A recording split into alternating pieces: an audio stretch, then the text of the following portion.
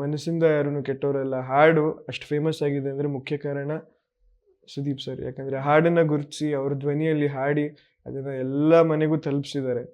So ಅಷ್ಟು reach ಆಗಿದೆ ಅಂದರೆ ಅದಕ್ಕೆ ಅವರೇ ಕಾರಣ.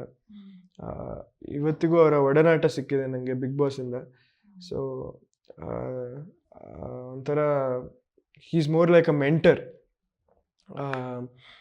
ಅವ್ರ ಮನೆಗೆ ಹೋಗಿ I've seen him in different perceptions and different angles. ಯಾಕಂದರೆ ಅವ್ರನ್ನ ಒಬ್ಬ ಪರ್ಫೆಕ್ಷನಿಸ್ಟ್ ಆಗಿ ನಾವೆಲ್ಲರೂ ಸಿನಿಮಾಗಳಲ್ಲಿ ನೋಡಿದ್ದೀವಿ. ಅವ್ರು ಎಂಥ ಒಳ್ಳೆ ಆ್ಯಕ್ಟರ್ ಅಂತ ನಾನು ಹೇಳೋದೇ ಬೇಕಾಗಿಲ್ಲ.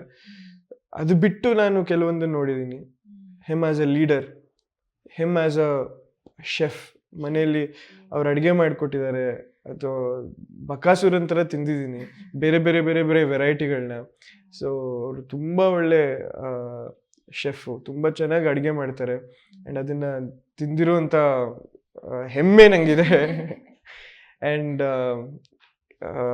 ಕ್ರಿಕೆಟ್ ಅಂದರೆ ಆಟ ಅಂದರೆ ಹುಚ್ಚು ಅವ್ರಿಗೆ, ಅಷ್ಟೇ ಚೆನ್ನಾಗಿ ಆಟ ಆಡ್ತಾರೆ. And he's a sweet heart.